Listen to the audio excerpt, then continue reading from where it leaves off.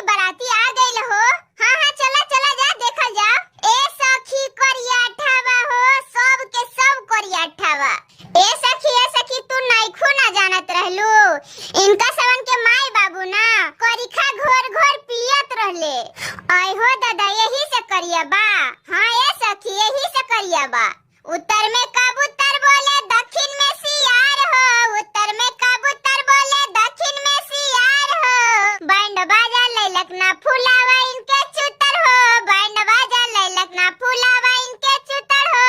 ढेर जानी बोला साली दुल्हा रंगदार है, ढेर जानी बोला साली दुल्हा रंगदार है। साभे बरतिया छौड़ा